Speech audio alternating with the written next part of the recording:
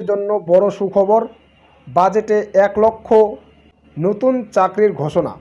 নমস্কার, আজকের সবচেয়ে বড় খবর পশ্চিমবঙ্গের নতুন সরকারের বাজেট থেকে। এই বাজেট শুধু সরকারি কর্মচারীদের জন্য 20% ডিএ বৃদ্ধির ঘোষণা নয়, চাকরি প্রার্থীদের জন্যও এসেছে বড় সুখবর।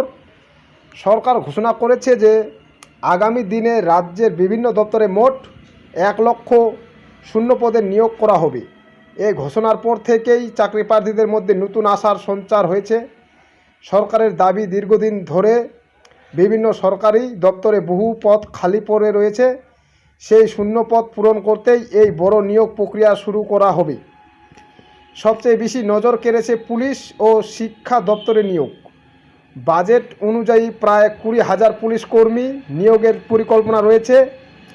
এর মধ্যে কনস্টেবল ও অন্যান্য পদ থেকে হতে পারে বলে মনে করা হচ্ছে। অন্যদিকে স্কুল ও শিক্ষক ব্যবস্থাকে আরও শক্তিশালী করতে 50,000 শিক্ষক ও শিক্ষিকা নিয়োগ করা হবে।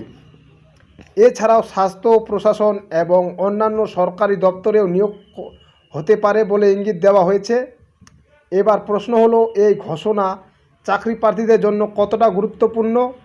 প্রথমত, গত কয়েক বছর নিয়োগ নিয়ে বহু বিতর্ক ও অনিশ্চয়তা তৈরি হয়েছিল।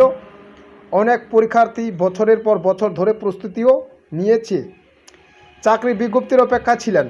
এই পরিস্থিতিতে 1 লক্ষ চাকরির ঘোষণা স্বাভাবিকভাবেই নতুন করে আশা জাগাচ্ছে। দ্বিতীয়ত, রাজ্যে বেকারত্বের সমস্যা দীর্ঘদিন ধরে। অনেক তরুণ উচ্চশিক্ষা শেষ করেও উপযুক্ত চাকরি পাচ্ছে না। ফলে এই ধরনের বড় নিয়োগ কর্মসূচি বহু পরিবারের আর্থিক ব্যবস্থার উন্নতিতে সাহায্য করতে পারে।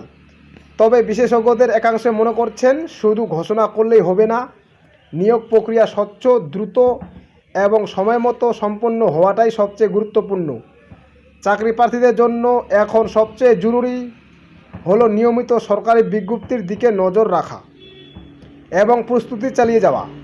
যারা পুলিশ, গ্রুপ ডি, শিক্ষকতা এবং অন্যান্য সরকারি চাকরির জন্য প্রস্তুতি নিচ্ছেন, তাদের জন্য এটি অবশ্যই একটি ইতিবাচক খবর। তবে এখনও কোনো পদে কবে বিজ্ঞপ্তি প্রকাশ করা হবে, পরীক্ষার তারিখ কী হবে বা যোগ্যতা কী থাকতে হবে, সে বিষয়ে বিস্তারিত তথ্য সরকার আলাদা করে জানাবে।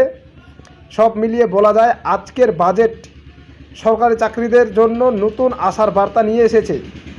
1 লক্ষ নতুন চাকরির ঘোষণা বাস্তবে কতটা সফল হয়, এখন এদিকেই তাকিয়ে থাকবে লক্ষ লক্ষ পরীক্ষার্থী। আজকের খবর এই পর্যন্তই। ধন্যবাদ।